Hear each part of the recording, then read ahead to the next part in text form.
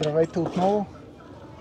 Отново сме седнали с Марин да си говорим за полезни неща. За всеки един собственик на заведения. Неща, които му се предлагат. И понеже вече ги има в много и разновидности, нали, горе-долу да разясним. Въпросът е полезно ли е да имаме, значи първо резервации, онлайн резервации. Според теб. Онлайн резервациите не е нещо ново, но пък е доста удобно и доста заведения, да не кажа почти всички използват. Аз ако съм ресторантьора, ще ти кажем да, ама те ми искат пари. Аз ще накарам сервитьора цял ден да говори по телефона и в една книга дебела да пише резервации. И това е вариант. Естествено, нали, насочили сме се към дигитализация на бизнеса и изчистване на всички възможни, нали, човешкия фактор да бъде сведен до минимум, съответно не само, нали, като присъствие, заплата, осигуровки и така нататък, а и като улеснение към клиента. Знаеме, че и с човешкия, с набирането на служители е сложен въпрос, така че онлайн резервациите са... Онлайн влизат си, всичко ви е там. Още нещо, мога ли те прекъсна, нещо много важно. Много често, като си говорим с заведенията, аз им казвам, примерно, дайте, хора, ще пуснем един бюлетин.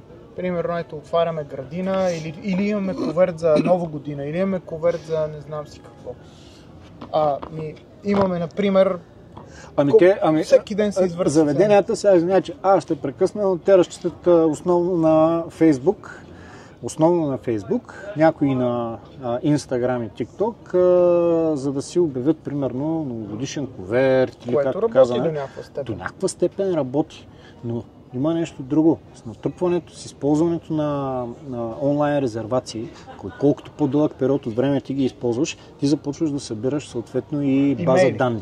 База данни на твои клиенти, защото във Фейсбук това, че някой те е лайкнал страницата или поста, то не означава, че той изобщо ти е клиент. А знаеш ли колко работи напротив, имейла? може да ти е конкуренция. Имейла, знаеш ли колко работи? Примерно, ако изпратиш 1000 имейла, колко... Като успеваемост се предвид. 5%. 5%, но са 50. Това са... Значи ние сме го засичали.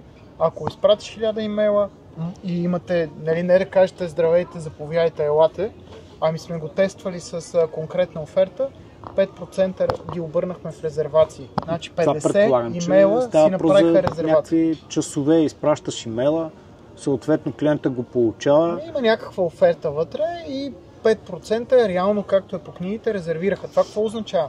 80 лева, ако ви е масата, 50 резервации по 80 лева, 4000 лева, само за това, че сте събрали, че сте събирали с време. И то не сте го събирали вие, сте използвали резервационната система. Сега, нали, ние ще ви кажем, нали, че логично през Заведения БГ се приемат. Заведения БГ има интеграция с Google, което означава, че ако искате да сте в Google, може да ползвате на Заведения БГ. Самия факт как влиза като канал онлайн резервация, това не е толкова важно. По-важно е, че клиента също вече изключително започва да предпочита като начин за резервация онлайн. Да направи резервацията онлайн, а не по телефон. Няколко думи конкретни как работи системата за по-незапознатите. Клиент влиза, попълва си съответно данните за резервация, дата, час. Оставя си имейла, оставя си телефона. Имаш имейл, имаш телефон, може да напишеш съответно някакви допълнителни предпочитания, избира си места, вътре, вън, закрита градина, пуска резервацията, при което заведението на посочен от тях телефонен номер, може и на имейл, мобилно приложение, получава тази резервация, вижда я с имената, пълни данни и имаш два бутона, които, използвайки ги съответно за одобряване, клиента получава SMS и имейл, че резервацията му е приета. Ако реши, че заведението не може да приеме тази резервация и я отказва, клиента получава SMS и имейл, че резервацията му е отказана, дори има и опция за попълване на причина за отказа. В повечето случаи, естествено, това е, че няма свободни места. Но важно е, че имаш контрол. В смисъл, може да откажеш резервация. Да, можеш да я откажеш, не е задължително естествено да я приемаш. Имаш контрол, може да си блокираш деня, защото вече си се напълнил капацитетът ти е изпълнен. Може да си блокираш деня само в определени часове, да приемаш за обяд, но вечер да няма опция за резервация. и по този начин всичко става много бързо и лесно. Но нещо ново, което вече, нали... Да, значи какво става след като ти дойде резервацията? След като дойде резервацията... Трябва да можеш да настаниш човека, нали, за това си говорим. Новото е, че направихме интерактивни маси на заведения, на всяко едно заведение различни, разбира се, предоставяни със схема. Ние я дигитализираме и съответно при влизане на резервация ти решаваш на коя маса да настаниш клиента си. Например, показваме веднага. Това е системата, където имате цялата схема на заведението. Решавате да изберете някоя маса и съответно да настаните, съответно да си опишете много бързо кой човек. Колко бързо всъщност можем в реално време да го демонстрираме. Аз в момента съм си заредил една схема на заведение и сега в момента примерно говоря по телефона, пуснал съм го примерно на спикър, приемам резервацията, здравейте, за колко човека желаете резервация, за 4 аз си маркирам масата, на която искам да ги настаня, съответно създая резервация, вписваме имената, един телефон. Да, това се вижда на екрана в дясно. Дали ще го направите в реално време, докато приемате резервацията, или ще си я запишете и след това ще си я добавите, вече това е въпрос на избор. Избирате съответно за колко човека да бъде тая резервация. Може да напишете някакъв допълнителен коментар за този клиент, който да си излиза на вас и създавате съответно резервацията. Това е общо взето процеса.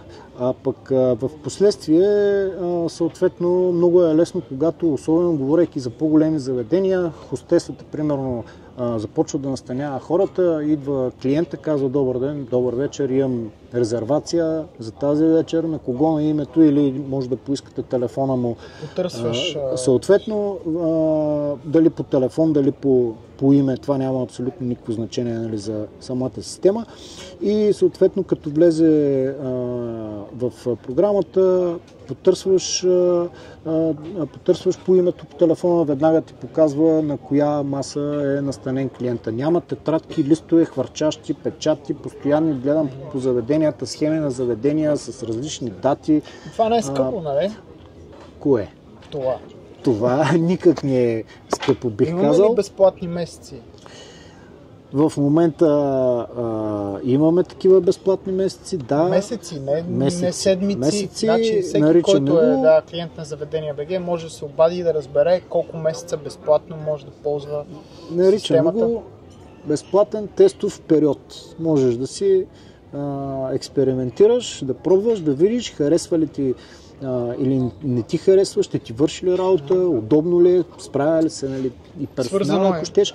Между другото, наскоро бях в пак една така историйка, на среща с управител на заведение, коментирахме някакви неща и в този момент звънна телефона собственика да попита има ли работа в заведението и аз чувам, нали, управителката и тя се пообърна, огледа се, казва ми има хикс на брой маси в момента, добре, нали, собственик се интересува дали има работа.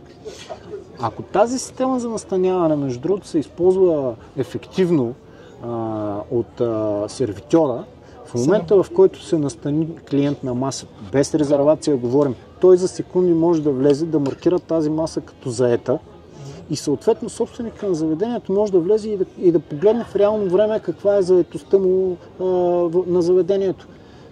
Също нещо много удобно.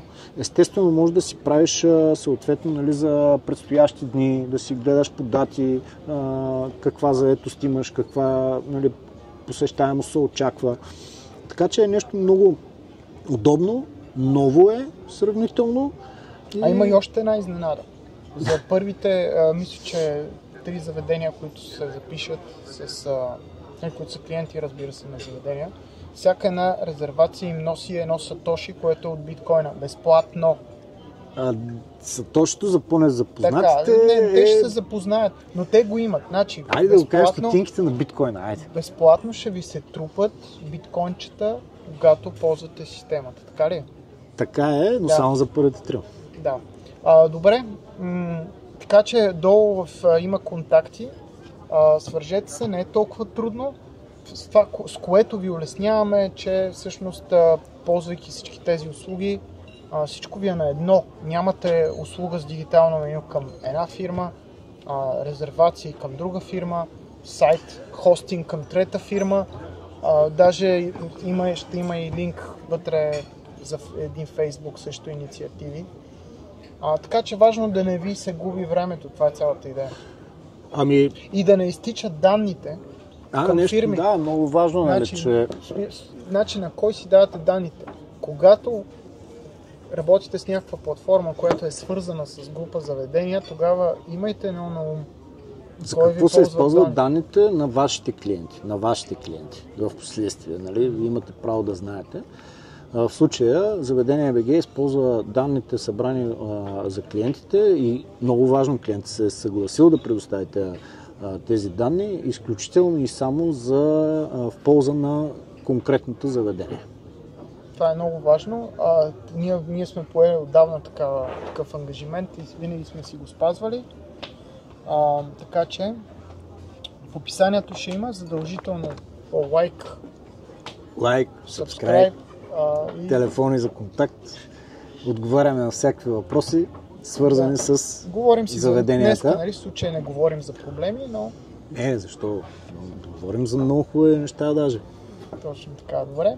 Това ще очакваме вашата обратна връзка. Имате нашите координати, така че до следващия път.